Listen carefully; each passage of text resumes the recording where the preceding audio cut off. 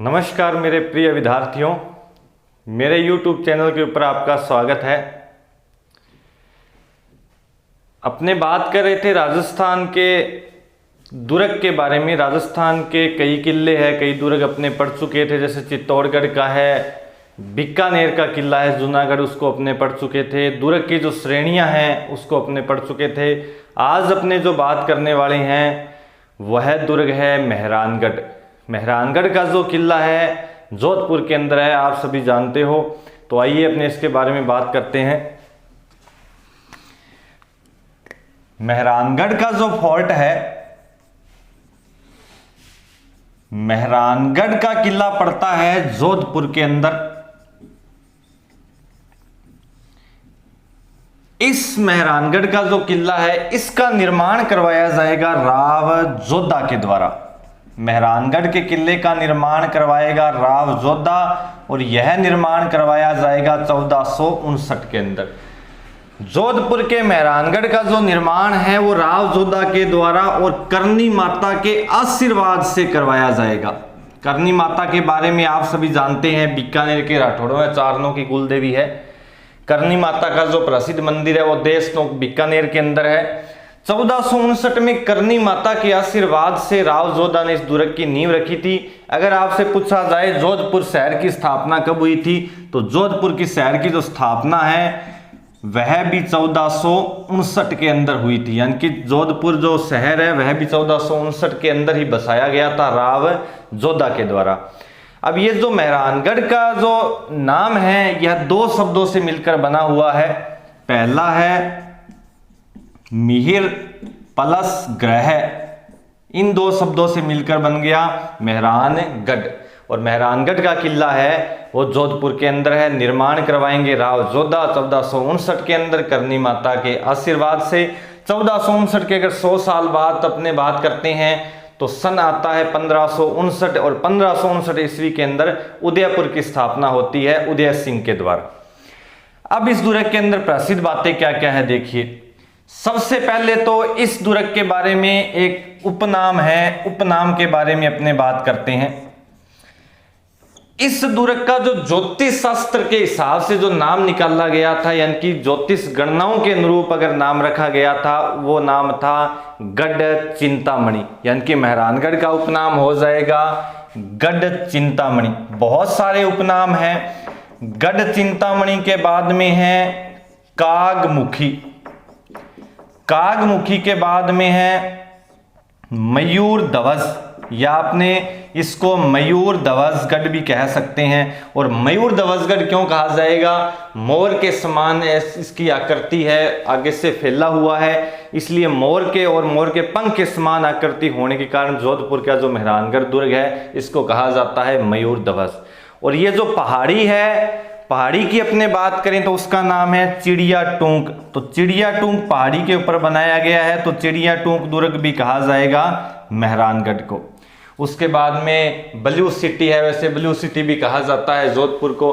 तो ये सारे मेहरानगढ़ के उपनाम हैं, गढ़ चिंतामणि, कागमुखी, मयूर ध्वजगढ़ और चिड़िया टूंक। और चिड़िया टूंक पहाड़ी के ऊपर बनाया गया है। अगर आपसे बात की जाए मेहरानगढ़ का जो दुर्ग है किस श्रेणी का उदाहरण है, यानी कि जल का, गिरी का, पारिक का, तो एग्जाम्पल के तौर पर देखा जाए तो यह जो दुर्ग है ये चिड़िया टूंक पहाड़ी पर होने के कारण अपने इसको रख सकते हैं गिरी दुर्ग का एग्जाम्पल। यानी कि पर्वतीय दुर्ग है, गिरी दुर्ग का एग्जाम्पल बन जाएगा मेहरानगढ़ का जो दुर्ग है वो। अब इसके बारे में अन्य बातें हैं। इस दुर्ग के बारे में इतिहासकार थे रुडयार्ड किपलिंग। रुडयार्ड किपलिंग इस दुर्ग के बारे में एक कथन बोलेंगे।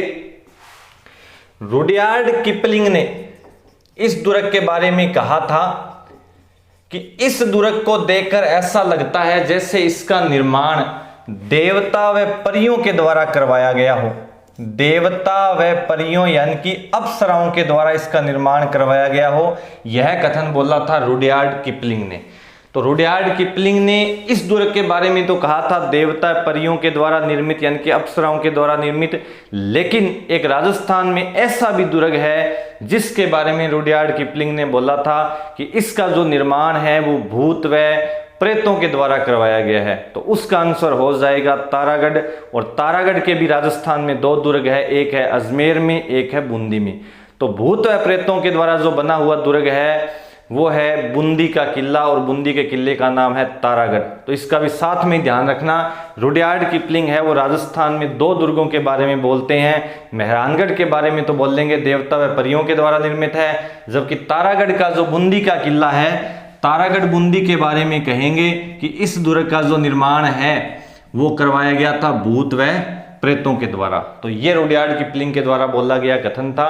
उसके बाद में इस दुर्ग के अंदर, अब देखिए इस दुर्ग का बार बार निर्माण हो रहा था। इस समय की कहानी है जब इसका निर्माण करवाया गया था। निर्माण होते होते इसका जो शिखर है वो फिर ढह जाता, टूट जाता, निर्माण पूरा नहीं हो पा रहा था। तो बहुत सारे साधु संत है, यानी कि किसी से राय ली गई भी इस जो दुर्ग है इसका अपने निर्माण करते हैं तो ये फिर टूट जाता है, क्या कहानी है इसके पीछे। तो किसी साधु संत महात्मा ने कहा कि ये जो दुर्ग है ये किसी ना किसी व्यक्ति की बलि मांगता है। बलि का मतलब किसी ना किसी व्यक्ति को इस दुर्ग के अंदर जिंदा चिनवाना पड़ेगा। तो कहते हैं इतिहास में 2 नाम मिलते हैं, रजिया भांबी।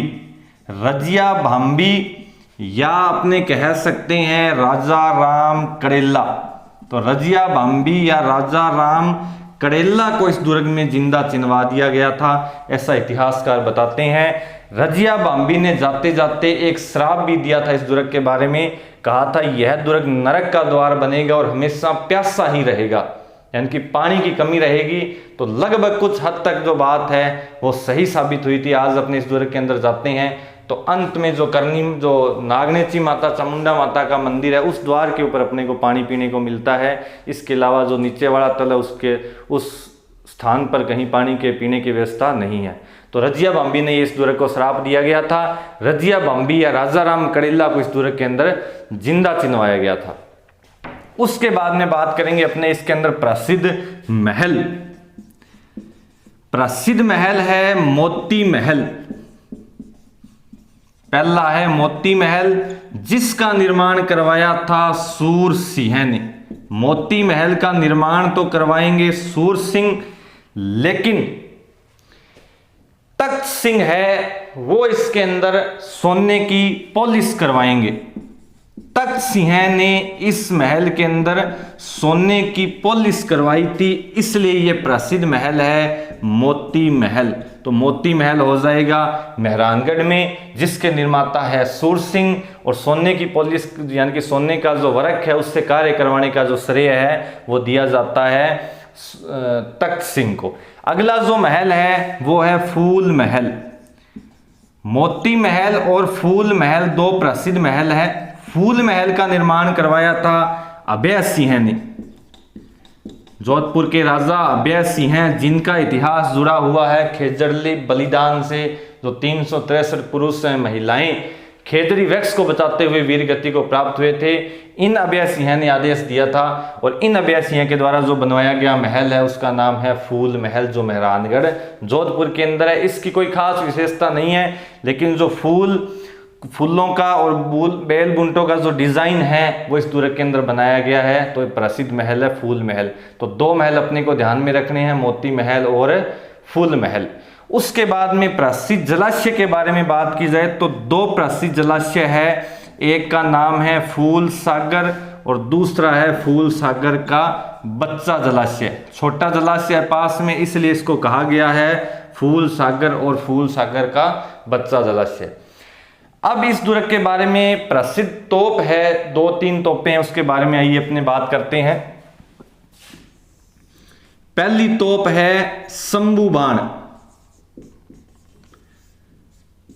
जिसको जोधपुर के राजा अजीत सिंह अहमदाबाद से लेकर आए थे। शंभू बाण के बाद में है किलकिला, और किलकिला के बाद में है गजनी खां।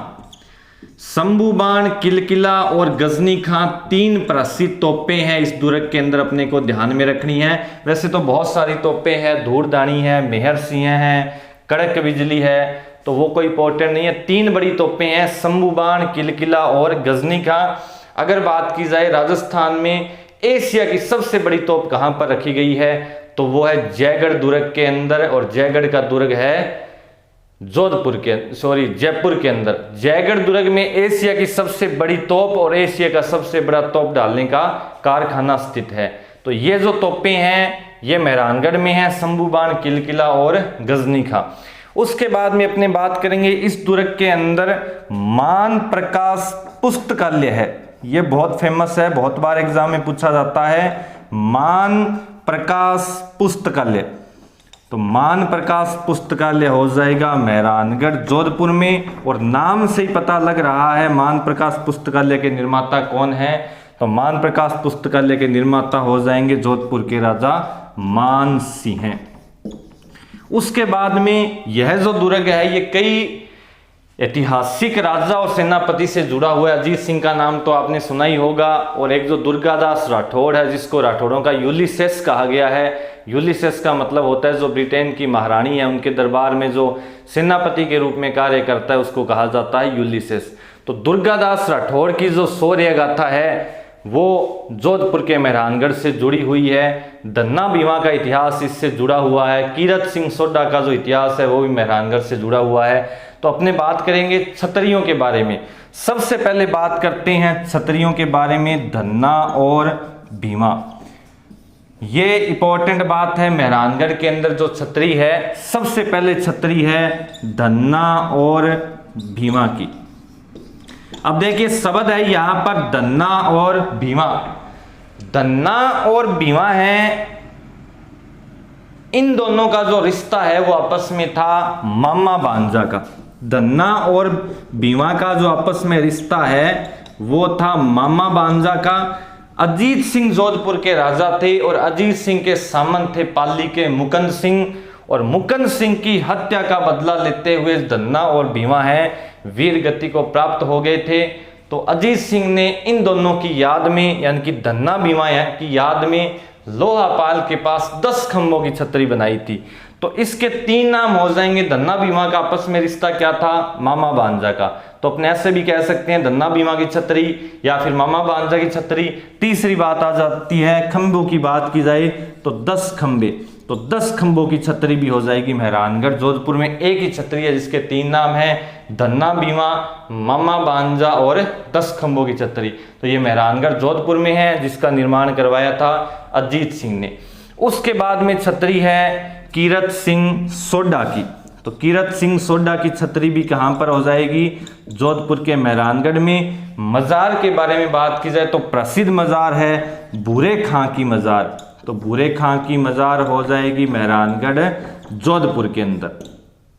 तो ये छतरियां और मजार हो जाती है। उसके बाद में अपने बात करेंगे प्रसिद्ध मंदिर के बारे में। तो इसका अगर स्क्रीनशॉट लेना चाहते हो तो आप ले सकते हो। आगे अपने बात करते हैं इस दुर्ग के अंदर जो प्रसिद्ध महल है उसके बारे में।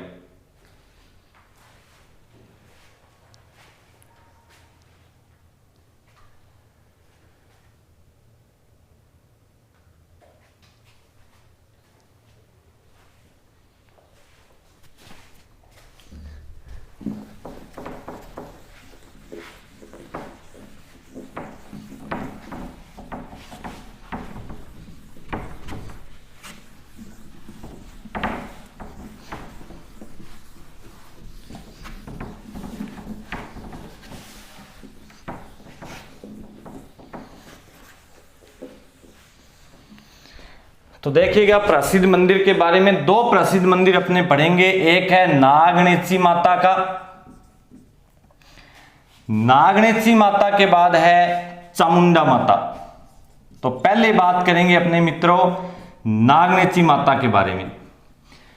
ये जो नागणेची माता का मंदिर है, नागणेची माता जोधपुर के राठौड़ों की कुल देवी मानी जाती है। बीकानेर की बात आएगी तो करनी माता और जोधपुर की बात आएगी तो नागणेची माता। अब देखिए नागणेची माता का जो नाम है वो कहां से पड़ा था इसके बारे में अपनी थोड़ी बेसिक सी बात है, मूल बात है, वो अपनी बात करते हैं। नागणेची माता का जो प्राचीन मंदिर है राजस्थान में वो है नाग नगाना गांव, और नाग नगाना गांव है बाड़मेर के अंदर। यहाँ के दुअड़ नाम के शासक थे और दुअड़ नाम के शासक कर्नाटक से लेकर आए थे चक्रेश्वरी माता की मूर्ति। और चक्रेश्वरी माता की जो मूर्ति है जो चक्रेश्वरी माता की मूर्ति है वो नागनगाना गांव जो बाड़मेर में है वहां पर स्थापित कर दी। और नागनगाना गांव में प्रसिद्ध होने के कारण नागनगाना गांव में स्थापित होने के कारण इस देवी का नाम पड़ गया नागनेची माता। तो आपसे पूछा जाए नागनेची माता का प्राचीन मंदिर है तो वो हो जाएगा नागनगाना गांव बाड़मेर में। जोधपुर के राठौड़ों की कुल देवी है नागनेची माता। जोधपुर के राठौड़ प्लस अपने कहा जाए 4 हाथों वाले देवता कल्ला राठौड़, तो कल्ला राठौड़ की आराध्य देवी मानी जाती है नागनेची माता। नागनेची माता का प्रसिद्ध मंदिर है वो जोधपुर के मेहरानगढ़ दुर्ग में स्थित है। अब अपने बात करते हैं चामुंडा माता के मंदिर के बारे में।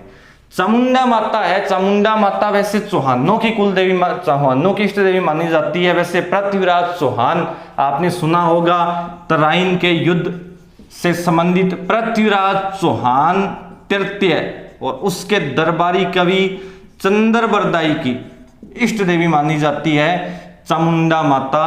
और चामुंडा माता का मंदिर अजमेर में भी स्थित है और प्रसिद्ध जो मंदिर है वो मेहरानगढ़ जोधपुर के अंदर भी स्थित है।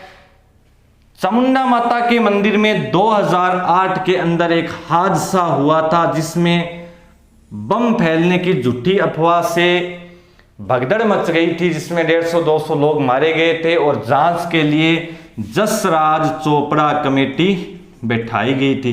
कई जगह इसको यशराज भी लिखा जाता है, कोई फर्क नहीं है, नाम में एक ही बात है, जसराज या यशराज। तो जसराज चोपड़ा कमेटी है वो बैठाई गई थी चामुंडा माता मंदिर में जो हादसा हुआ था 2008 में। अब बात करते हैं यहाँ पर मेला कब लगता है।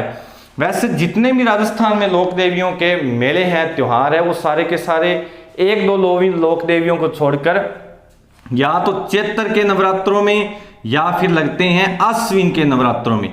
चैत्र के जो नवरात्रे आएंगे उनको कहा जाता है बसंतीय नवरात्रे और आश्विन के जो नवरात्रे आएंगे वो होंगे शरदीय नवरात्रे। तो नवरात्रों के अंदर चामुंडा माता का जो मेला है वो लगता है मेहरानगढ़ जोधपुर में। जीन माता है सिक्कर में, रेवासा में, सिक्कर के चौहानों की देवी, उन देवी का जो मेला है वो चैत्र और आश्विन दोनों नवरात्रों के अंदर लगता है। तो ये चामुंडा माता का मंदिर और नागनेची माता का जो मंदिर है ये दोनों मंदिर पास पास में स्थित है मेहरानगढ़ जोधपुर में। अब एक फैक्ट और रहता है, यहाँ पर एक प्रसिद्ध स्मारक है जसवंत थड़ा, जसवंत सिंह की याद में। जसवंत थड़ा जो स्मारक है इसको कहा जाता है राजस्थान का ताजमहल। राजस्थान का ताजमहल कहने के पीछे क्या तात्पर्य है, देखिए ताजमहल है वो आगरा के अंदर है जिसका निर्माण करवाया था शाहजहां ने मुमताज की याद में।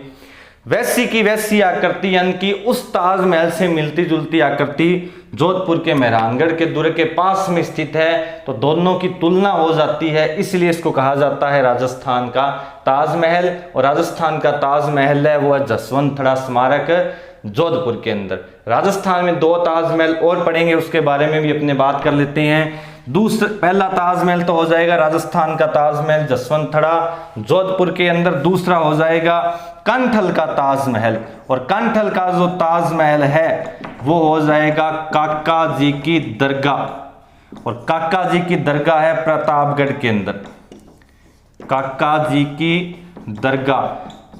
कंठल का मतलब माई नदी की जो सीमा वाला क्षेत्र है वो कंठल का क्षेत्र है। कंठल का ताजमहल कहा जाता है काका जी की दरगाह जो है प्रतापगढ़ के अंदर। तो 2 ताजमहल हो गए, राजस्थान का ताजमहल जसवंत थड़ा जोधपुर में, कंठल का ताजमहल काका जी की दरगाह प्रतापगढ़ में। तीसरा ताजमहल है हाड़ौती का ताजमहल, हाड़ौती का ताजमहल। और हाड़ौती का ताजमहल किसे कहा जाता है, कोटा के एक राजा थे मुकुंद सिंह, और मुकुंद सिंह ने अपनी चहेती पासवान के लिए एक महल बनाया था। उस चहेती पासवान का नाम था अबली।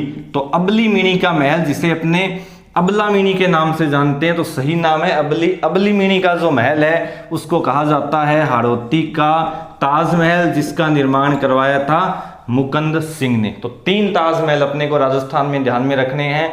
राजस्थान का हो जाएगा जसवंत थड़ा जोधपुर में, कंठल का हो जाएगा काका जी की दरगाह प्रतापगढ़ में, और हाड़ौती का ताजमहल हो जाएगा अबला मीणी का महल कोटा के अंदर। तो ये सारा का सारा इतिहास है मेहरानगढ़ जोधपुर के बारे में। तो अगर आपको वीडियो अच्छा लगा, पसंद आया, तो इसको प्लीज़ ज़्यादा से ज़्यादा शेयर करें, सब्सक्राइब करें, ताकि आपका जो स्नेह है वो मेरे को मिलता रहे, मेरे मुझ में भी कॉन्फिडेंस है वो ज़्यादा आए, ताकि मैं और आपको अच्छा पढ़ा सकूं। तो धन्यवाद।